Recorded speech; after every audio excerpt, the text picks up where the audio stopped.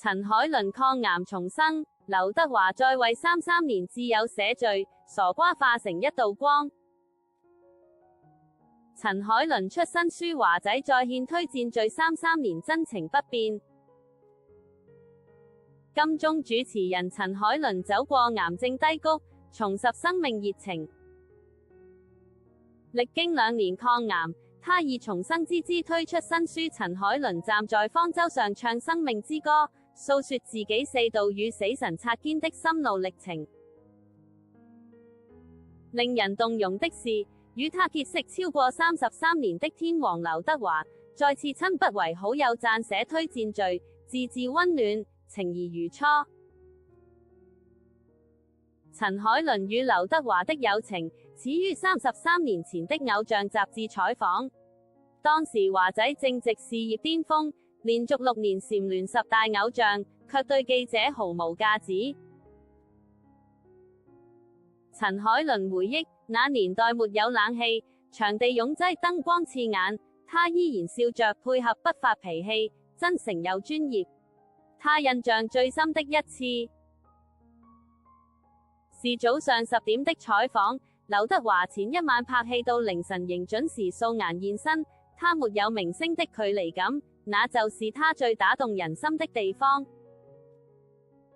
事實上，這並非劉德華第一次為陳海倫執筆。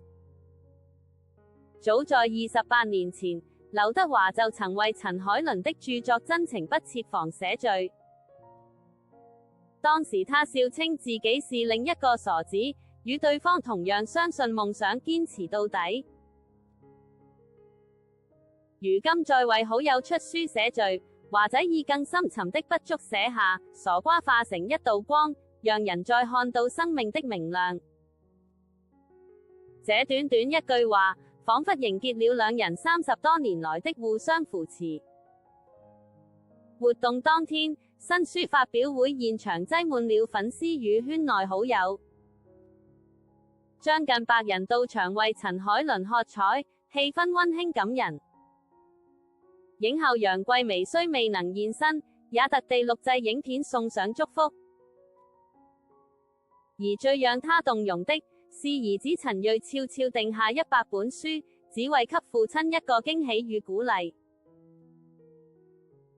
當主持人提到這段時，陳海倫一度紅了眼眶。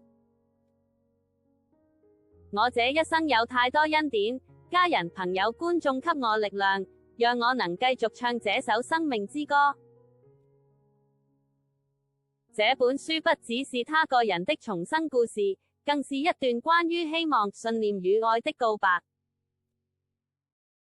陳海倫透露，書中每一章都代表一場生命的奇蹟，從病榻上的絕望，到舞台上的重生。他希望能讓更多人明白，每一個困境都是一艘方舟，只要你願意登上它，就能看見陽光。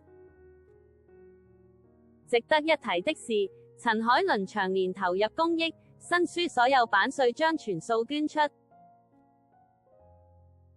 他表示，生命給了我第2次、第3次、第4次機會。